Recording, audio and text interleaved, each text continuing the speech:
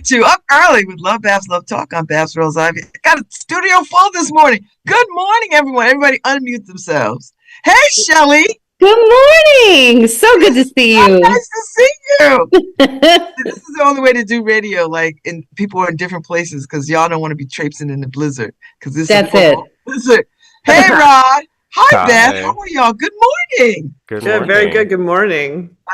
I know y'all are like, it is early, early. Have y'all had your coffee, your tea, I've had my whatever? coffee. I actually Amen. have not had coffee yet, so I'm doing it right after this. I've got my tea. I got my tea. All right. So when I got the word that y'all were coming, Cantus and Lorelei Ensemble. So there's going to be this concert of the both of y'all. I think March 1st. It's actually two concerts. Two concerts. Two concerts. The 28th and the 1st. Okay. All right. So Shelly, talk to me about Cantus. And then I think, Beth, you are Lorelei at Lorelei Ensemble, right? Correct, yes. And Shelly and Rod are Cantus. All right, so tell me the story of Cantus. What do y'all do? Where are y'all at? I loved the intro music, first of all. And I have to shout out the fact that your name says the fabulous Babs Rawls Ivy, which is 100% appropriate. Like, Listen, well done. If I all don't caps. say it, who will? That's the part. That's the part. So I'm going to say there's no wrong way to say Cantus. We say Cantus.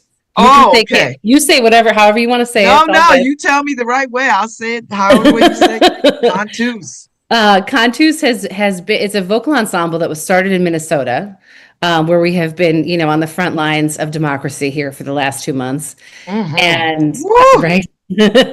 And it's a vocal ensemble with no artistic director. All 8 artists are artistic directors. So you'll see in the bill, I was talking to the Schwarzman Center, my name as the executive director, which is, really running the business part of the org and making sure that, we have a full tour schedule, that we have a great season at home in the Twin Cities in Minneapolis, St. Paul, that all the machinery is working, our albums are getting produced, but the artists themselves as a group of 8 create the artistic vision, which is quite unique in that it's fully democratic. There's not a single leader artistically. And so Rod's here on behalf of all 8 of the artists, but they function really as a collective. And so in the playbill, you'll see the 3 names of the artistic council alongside mine. That's been the model for several years. And they tour we have 35 tour dates this year all over the US. And a 6-show season at home. And we just had a collaborative concert with the King Singers. We do one collaborative show every year, and actually performed with Lorelei, I hear, before I was part of the ensemble as the executive director several years ago in the Twin Cities. So this is a reunion moment for us at Schwarzman. What do you want to add, Rod? Yeah, I'll just sort of expand on what Shelly was saying about the 8 artists being the artistic director of the group. And we do 6 distinctly different programs throughout this season, and so we're the artistic minds behind the themes for each of those programs, and we're each drawing from different sources and bringing our own artistic vision into the room and shaping that into a cohesive vision that we share amongst the 8 artists. So it's really it's a really robust slate of programs that we put together, and it's a lot of fun working with my colleagues to match their vision of what we're going to put out artistically, and I'm really enjoying this work that we're doing. So what do you sing? Like, what is the music? Like, give me a genre, or is it all the genres? Like, are you singing jazz? Are you singing gospel? Are you hip hop? Like, what is the music? Classical? It's kind of yes and. It's a little bit of everything. For example, we're doing a program of Dolly Parton music this summer with a live band, and then we're pivoting to a more classical mode of singing with a pianist and performing art songs later on in the summer. And so we are grateful and lucky to do a variety of genres. It all depends on what we're trying to express. It depends on what the theme of the program is. And we sometimes put together bespoke, one-of-a-kind programs where we're singing a variety of different things in different languages. And so we're all I love seeing the talents of my colleagues because we're able to do all these different things and show off a variety of skills. So Beth, tell me about the Lorelei ensemble. Yeah, so Lorelei is all sopranos and altos. We are I mean, you might think that we're the other side of Cantus, and it's so great when we have an opportunity to get together and sing together. Really, both ensembles doing great work to expand the repertoire that is specifically for tenor bass or specifically for soprano alto. And I founded Lorelei when I was a graduate student in Boston and started with a bunch of my colleagues in Boston. And really, the roster has expanded to include people from all over the U.S. And we live all over the U.S. I'm in Baltimore. A good number of our singers are somewhere along the Eastern Seaboard. We have folks that sing with us on the West Coast and from the Midwest, and we all come together to put together new projects several times a year. And the work that we're doing is actually primarily commissioning new music. We've commissioned about 80 works since I founded the group almost 20 years ago, which is wild. Wow. Sometimes we're singing with orchestra, sometimes we're singing a cappella, as we are this weekend. And it's almost always entirely contemporary music that we have asked someone to write for us, and that is often across genres. It's on words that have been created or commissioned by the composer, and we work as we are right now. In fact, I've got a composer driving to the Berkshires from Connecticut today. Wish her luck. Often in the room with the person who wrote the music, and they're coming to help us realize what it is that they're saying. And the piece that we're premiering on this program is by Catherine Balch, who is on the composition faculty at Yale and has been a friend of mine for a while and a friend of the ensembles for a while. And we're just excited to bring this piece to life in the U.S. for the first time. Oh, I love it. So Cantus is how old? Shelly, Rod, how old? Cantus is 31 years old. Whoa. When did you join, Rod? Because I know you didn't start. Yeah, no, I didn't. This is my fifth season singing baritone with Cantus. Okay. All right. So this collaboration between the two of y'all, is this a Yale Schwartz? Like, did Yale Schwartzman call you up and say, "Hey, I'll tell you what happened. Get together." Let's hear it, Beth. Can I tell the story? Yes. So I've wanted to do this. I've been working on this program with Katie's premiere for a while, and she wrote it in response to a piece for mixed ensemble for soprano, alto, tenor, bass, which of course we are not. And I have wanted to do this with Cantus, and we've just been kind of looking for the right place to do it. I remember talking to a couple of the singers a few years back, and we just didn't really have the right opportunity. And then I was talking to Jeff Dauma at Yale about Lorelei coming and this program and how we were going to do it. And I said, well, what if we brought Cantus? And he said, oh yeah, let's see if they can come. So it was really just amazing that Yale was able to help us make that happen. It's hard to align these two groups in our very busy schedules, and to do a piece like this, which is really a very rare occurrence. I'm happy to talk about it later, but just a really special piece that not a lot of other people that we could do it with, and I think this will be one that gets written down, I love this. All right, so Shelly, you were the executive director here of the International Festival of Arts and Ideas, and we miss you dearly. I miss you too. I'll be back in a week. Come see me. I think I will. I saw your shout out. So I did. Yep. So yeah, I'm gonna try to get on. I'm in school, so I'm gonna try to get on your radar. Oh yeah. As I can. We'll make it so happen. Tell me about the land that I love. Is this the collaborative effort, the land that I love? Now I'm guessing that this has something to do, with patriotism, maybe, or the moment, or I don't know. Clue me in. Yeah. I want Rod to speak to the art, and then I'd love to speak to some of the impact we've seen about this work. Given the moment we're in, because the concept of this started well before we were living in the moment we're living in. Go ahead, Rod. Yeah, so the show, it's called Land That I Love. And as Shelly said, this is a show that has been started being conceived maybe 2 or 3 years ago. And we knew we wanted to put together a show honoring the sesquicentennial of the United States, 250 years since the Declaration of Independence, was signed. And so the show sort of went through a lot of transformations, but we finally landed on the concept of a show that celebrates immigrant voices. And so we programmed probably 95% music that was written by first and second generation immigrant composers. And this is, we do, as I said, 6 different programs of the throughout the season. And this was our touring show for this year. So we premiered this last fall, and we've been taking it on the road this year since we've been on tour.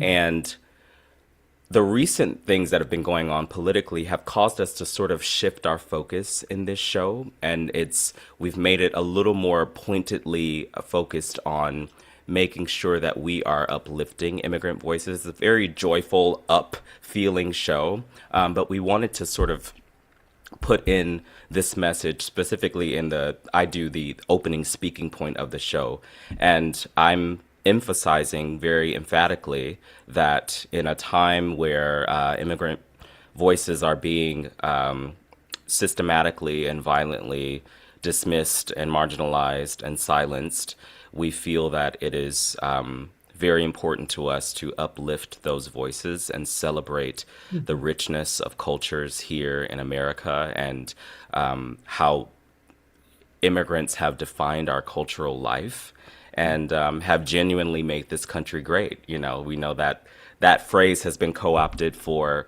something that is not negative, but it is worth celebrating and acknowledging how beautiful the richness of cultures here in America are. Mm-hmm. And so Lorelei, this works for you? The land that I love? Well, so this is, it absolutely works for us. And this is their touring program. And luckily, a couple of the pieces that they've been performing without us have arrangements that work with mixed voices. And so we're jumping on, 5-6 pieces with you, Rod. Yeah. Ooh, that's a lot. That's awesome. I know, Shelly. I was going to say that's a concert. We're so excited to put it together. And we have just 2 hours to put those 5 or 6 pieces together. So no, we'll get it. It's going to be fun. And you're mixing the Yale Glee Club, right? Because if I'm reading this correctly, the Yale Glee Club, they get mixed into some of this a little bit. Are they singing with you, Rod? I don't think so. I think they're just hosting us. Yeah, they're just hosting y'all? Yeah. All right. Yeah. There's some workshopping happening as well. Yeah. I know on Monday there's a choral directing workshop that Cantus is doing with with Yale. And then are you doing some work, Beth, before the Yep. We're doing just kind of a meeting with a bunch of composers and conductors and a few singers from the Schola Cantorum, just kind of Q&A about the work that we do. What's really interesting to me about, like you asked Babs, what about this made this, what happened to bring this all together, right? And Yale many universities have presenting organizations inside of them. Many universities have choral programs, but the way that this happened was actually because Jeff and Rachel Fine were like, let's do this together. And that's how it happened, and why it's able to have, big full houses and be open to community and have this resonance really beyond one department. Yeah. That's pretty special, I think, based on what I've seen in terms of touring. And Quaila was at the Schwarzman Center, I think 2 years ago, and that was pretty near the beginning of Rachel's curation time. And I think I can just say Rachel does amazing things. She does. Really interesting programs. Yeah. Yes. Her and her whole team over there. Yeah. They are a force to be reckoned with. So Lorelei Ensemble and Cantus, the Rothko Chapel Commons, 2/28/26. That's the first show. That's the first one. Can I talk about that? Yes, go ahead, talk about it. So that this is a program again that I've been thinking about for several years, and Katie and I we met. I don't remember. I suppose it was about 2023, and she was going to be writing a piece for the Manchester Collective in England, and she needed a co-commissioner for this piece. They are not a treble ensemble, but she said, if you co-commission, I'll write it for treble voices. And so we co-commissioned that piece with Manchester Collective in England. They did the world premiere, and then she actually expanded it for us. They did it with 6 voices, and now We're doing it with 8, and it's a little bit longer. And that is an erasure poem of Virginia Woolf's A Room of One's Own. And an erasure poem is really like taking an original text and redacting text and getting the essence of that text, but in a modern piece of, you might call, poetry. And what Katie has done with that text is really brilliant and speaks a lot to, I think, our experience as female artists. That essay is about the importance of having a room of one's own and what that does for your ability to create and to develop your own ideas, and to be able to be in your own space, which was a luxury that a lot of women in her time did not have. And I think a lot of people in our time probably lack that ability to just draw the curtains and go into your own space and make your own art. It really is a luxury. And she wrote that in response to Morton Feldman's Rothko Chapel. So the Rothko Chapel in Houston is this amazing piece of architecture that was created specifically to house 14 murals by Rothko, famous painter. And as he was creating this, the artwork for this chapel and working together with an architect, and he was creating murals that were unlike a lot of, if you know Rothko's work, it's very colorful. It's an exploration of abstract color and color palette. And these works are almost entirely black. They are shades of black, and coming from, a darker place in him. And he actually took his own life in the course of that chapel being opened, Rothko the painter. And Morton Feldman, who was a great minimalist composer at that time and a really someone who very appreciative of the art of Rothko, wrote this piece for mixed ensemble and viola and percussion and celeste. And it is an absolutely immersive, textless, subtle piece. I mean, a lot of it we're singing just on the NG sound, in these unbelievable vertical, colorful clusters that evolve over the course of the piece very slowly. And just a lot of incredible music in there, including a quasi-Hebraic, Hebrew-like melody that he wrote when he was 15. And some will say that this piece is really in memory of the Holocaust. He wrote it in 71, premiered in 72, but actually that melody he wrote in 1941 when he was just 15. And so that's a really special piece and is really the feature of the program. That's what we're doing with Cantus. And then the other piece I just want to mention is about a 20-minute piece by a Black queer composer, Julius Eastman, who is from Ithaca, and he ended up in New York City. He really is probably one of the most defining artists of the late 20th century in quote-unquote classical contemporary music, really working in this area of minimalism, but working in like pop chord progressions and groove and free improvisation. And a lot of his music was lost. He had died a very untimely death out of home when he was just 50 years old. And some amazing people have worked really hard to rediscover, to recover his music. And the piece that we're performing is called Colors. And the reason it's on this, multiple reasons, he actually worked with Morton Feldman. They were both in Buffalo.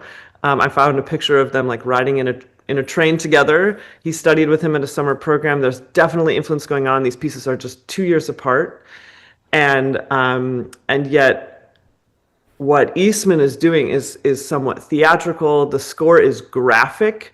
Every voice is assigned its own color. We have red, orange, yellow, blue, no green, purple, and black. And again, textless, but there's definitely like a conversation going on among these voices, and I'll just call them voices, and I think they might all be part of one entity. But it feels really related to the Feldman, and this is, we think, the first time this piece has been done in the US since Julius did it himself. Lorelei is not 14 Voices, so we are bringing 6 of my students from the Peabody Conservatory in Baltimore up here to perform it with us. And we've got a couple of days to put it together when we're up there too. So pretty avant-garde program, I'll say. In Katie's piece, we're all playing harmonica. And we're really excited to be able to do it. You know, every piece is a different group of musicians, to have Cantus on the Feldman, to have my students on the Eastman, to have percussionist and a violist and a cellist player from Yale.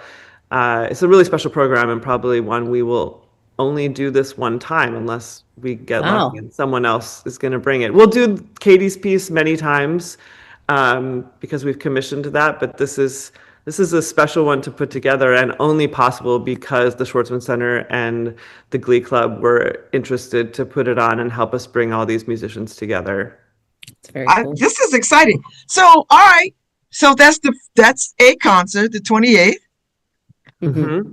And then on the 1st, so it's Lorelei and Cantus on the first concert. Yeah. And then on the second concert is Cantus and Lorelei. I see Correct. what y'all did there. You like that? You like that? You know I want to add to Babs, because I love New Haven. I know New Haven. I've lived in New Haven. I've been embraced by New Haven. Land that I love. It's a beautiful contrast between these two concerts, complement and contrast. And when I came to New Haven, what I noticed was how Caribbean the community was. It's deeply Caribbean, right, in terms of cultural references. And Land That I Love is actually pretty Caribbean forward, which I had nothing to do with, but I was so pleased to see it come together that way, because there are 2 songs that are Cuban. You're going to think it was me, and it was not me. There's one that's written by a Haitian composer, which is beautiful. It's sung in French. And Rod, actually, I love watching Rod during that song because he just lights up and he's like in the middle of the ensemble. It's beautiful. There's a song in Tagalog, right? I mean, like, yes, several I think languages. there are 7 different languages on Really? the show. Yes. Mm-hmm. Mm-hmm. That's pretty impressive. Yeah. Yeah. Is that intentional? There's like, do you say, you know what, let's explore all these languages as much as we can, or like, how does that happen? I would say that it sort of happens organically. When we were programming the show, we wanted to make it very multicultural. We didn't have a specific number of languages that we wanted to sing in, and it's sort of funny that when we program before we start rehearsing any of the music, and so once we're sitting in the room, we were kind of like, oh wow, this is a lot of language to get our heads around. But it was a lot of fun. We have a piece, for example, in Bengali, which is not a language that any of us have sung in before, but this was a newly commissioned piece by a composer named Shapnama Bedi, called Manush Doro. And so it's I kind of got surprised by the beautiful sounds that come with these songs in different languages, because they're also in musical idioms that are different from anything that I personally am used to. But that's the beauty and fun of putting together a program like this. You get to sort of have a glimpse into how the music relates to the specific culture that it comes out of, and it's really quite extraordinary. I love it. So Lorelei is all women, Cantus is all men. It's like Diana Ross and the Supremes and the Temptations kind of vibe. Like, am I? Yeah, you could say. Is that intentional? Like, so Beth and Rod and Shelly, Cantus is supposed to be all men and Lorelei is supposed to be all women? Or I would say specifically, we're supposed to be all sopranos and altos. Yes. And if someone identified differently, I think that would be okay with us. We're looking for voice types, and historically, part of why I founded this ensemble is that for centuries, literally, there was not a lot of music being written for just women, specifically people presenting as women, which were typically sopranos and altos, or more often sopranos and altos. And so that repertoire is super limited, and if it was written for people singing behind screens or singing alone in a convent or in a private court somewhere. And so there are these little pockets throughout history where people were writing for a group like us, but really not a deep exploration of like the full palette, the full possibilities of what a group of treble treble voices, meaning sopranos and altos, could do. And so we're really trying to expand that aesthetic with the work that we're commissioning. And to specifically do that without tenors and basses. It's not against my, mission to sing with Cantus, but there's goodness. a lot of Thank goodness. really great music, like the Feldman, some of the best music that's ever been written. A lot of great composers wrote it for mixed voices, for soprano, alto, tenor, and bass together, and didn't necessarily apply that same rigorous technique or creativity to the repertoire for sopranos and altos. And I think maybe, Rod, you would say for tenors and basses, there's a real sort of narrow idea of what the music for groups of women and groups of men would be, the types of words we would sing, the types of characters that we would play, the, way we would dress. And I think that we try to Lorelei really tries to push at the boundaries of that and say, why not this? And I also, we don't always want to sing about being women. That's another thing. There's a lot of music for women that's singing about being a woman, and I think that's great. But I also sometimes just want to sing about a bigger thing, a whole world thing, something that matters to everybody. And to say those words without men on the stage, I think can be really powerful. And so that's why we are what we are. Okay. Well, I know you all have to go because y'all want coffee and you want to do all kinds of... And you have to shovel, right, Babs? How many inches did you? Lord have mercy. It's a lot of snow out there. And for an old lady, it's like, oh God. But there's 4 of us that live here, so we shovels for all. So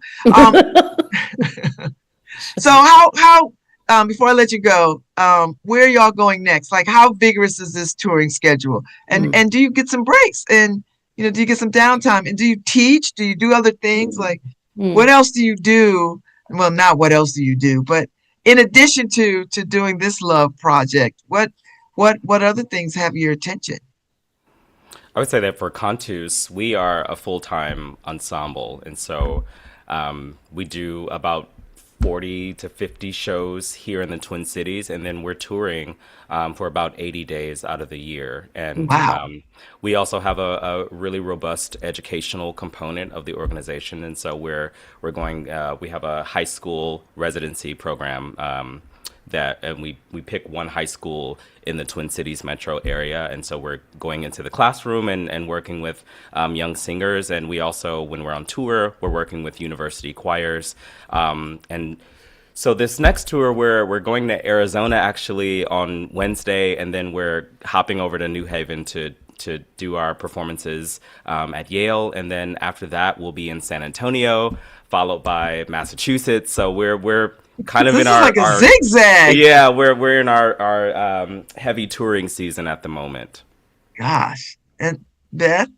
This is, like I said, this is kind of a standalone project for us. So we're right now in the Berkshires putting this whole thing together because it's the only time we're going to do it. And then we're headed to Yale. Our next thing is actually in Boston. We're going to be at the Boston Institute of Contemporary Art in March, doing a couple of concerts featuring Chris Cerrone's Beaufort Scales, which we've been touring for a couple of years now, and some music by Meredith Monk, a couple of other things we've commissioned. And then we're starting a new project that really fills out the program that includes Katie's piece. That program's called Wild. And it's got new music by 6 women and doing totally amazing things. We do a lot of work with electronics. So we're developing that project along with the, supporting media, the other ways that we layer in sound to our singing. And I teach at the Peabody Conservatory, so I'm headed back there for a couple weeks after this, and I'm going to be working with my choirs and teaching conducting, and then we get back on the road, and it's a lot of back and forth. A lot of the singers in Lorelei teach, they have solo careers and sing with other ensembles. So we are not full-time. We are a project-based group that, I think part of what makes the group great is just all the different kinds of singing that all of these amazing women do. And we go off and do it, and then we come back together and do something cool, and then we go back. So thank you. Well, I want everybody to know February 28th, the Lorelei Ensemble and Cantus will do the Rothko Chapel at the Commons. All this stuff is free, which is incredible. Yeah. The Schwartzman Center has really given us a real gift of Yes. really interesting, creative experiences since they've started this whole venture. It's been incredible. I've gone to so many different things. And then March 1st, Land That I Love, the Lorelei Cantos with the Lorelei Ensemble, and that is March 1st, and that's back at the Commons. So, and it's all free. All you have to do is register. All free, free I love 99. It's that. all free. So, and it's rich, and that's a wonderful space if you've not been in that space. So, it's a wonderful space, good acoustics, and and Shelly, it's always good to see you. I can't wait to see you in person. Give you a big hug. I know, likewise. And congratulate you on your new internship. I know Thank this you. show is not about you, but we have to take a moment and celebrate you for That's your very intern. kind. It's a So big deal. Shelly, make sure these folks get New Haven pizza. Don't I let got them. it. Oh, I You will know, make Rod and Beth, New Haven is the pizza capital of the world, and don't get caught on the wrong side. So I need Shelly to get you to some good pizza. So I got you. No Domino's, no, none of that. No. Oh, what? I So can't make sure you get, because I'm gonna tell you something, Rod and Beth. Wherever you go in the world, they say you were in New Haven. Somebody's gonna ask you, Yes. where do you fall on the pizza wars? That's right. I want to know, Babs, are you going to tell us which one you like the best? Yeah. Well, you know, the problem with me is because I have a severe dairy allergy, I can't have cheese. Mm. But I've been here long enough that pizza places make cheeseless pizza for me. But I go to Delana's and they have a wonderful artisan vegan cheese Ooh. selection of pizza at Delana's. You know, over there on Jet Nolo, on State Street. What is it called? You know, right there, Shelly. We used to be Jet Cleaners, but now it's what is that restaurant? I'm not. I'm with you, but I can't. Nolo. It's Nolo. Nolo on okay. State Street, across from the Cast Chop House.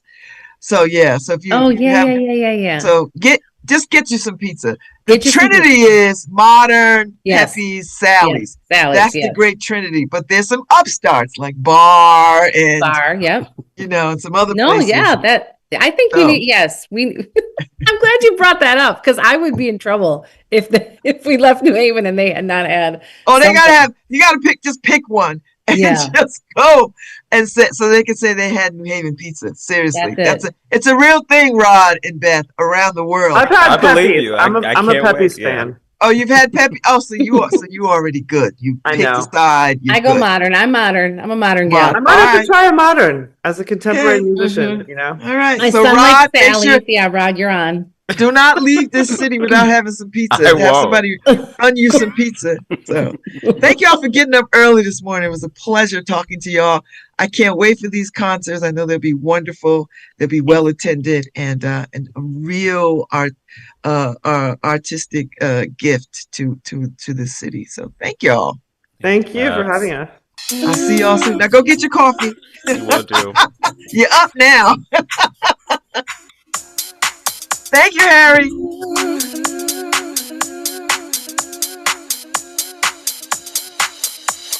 Love.